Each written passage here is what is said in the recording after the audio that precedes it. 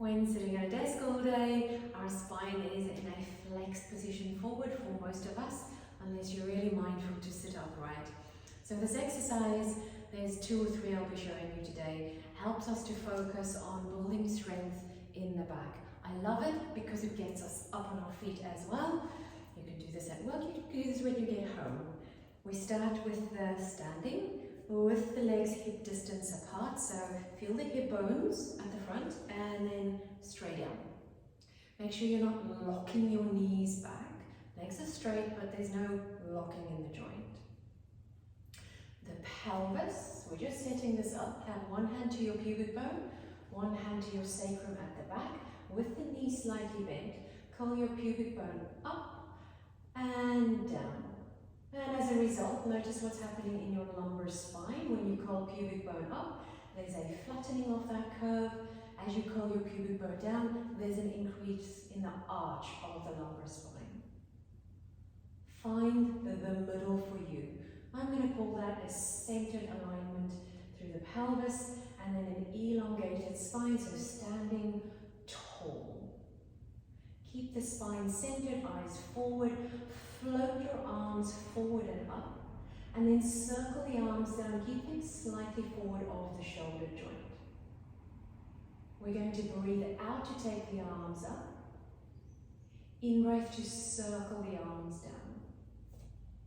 When you float your arms up and keeping the spine stable, your deep postural muscles, spine extensors, are working segmentally to keep your spine in an upright position. So yes, we're moving in the shoulder and the arm, and that's good for shoulder mobility too, but doing an arm arc, lifting the weight of the arms up against gravity, mean those back extensors, deep ones, are working segmentally to keep your spine stable. That's vital, that we build up strength deeper before we then add load. So I'm going to demonstrate that next. You can have your hands at the front of the hip. You can have one hand on your lower back. So just for a moment, maybe rub the hand on the back, left to right. And then just tilt forward, so you're changing your relationship to gravity. Rub your hand left to right. You'll notice those superficial muscles popping up like cables either side of your spine, and then lift back up.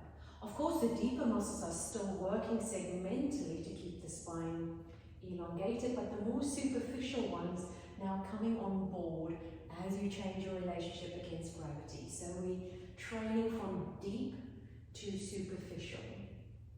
Once you've done that a few times and you feel comfortable with it in your spine, we tip forward.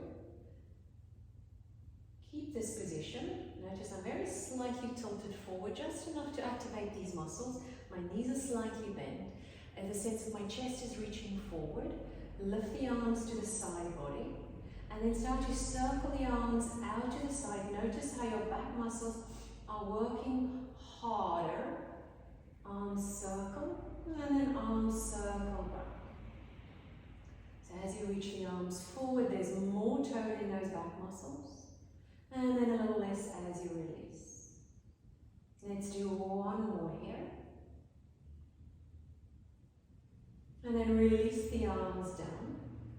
Not curl, roll down, lift the belly up as if you've just done a roll down. Maybe you go a little bit further, take a breath in, lengthening those muscles that have been working. And then roll the spine up, segmentally.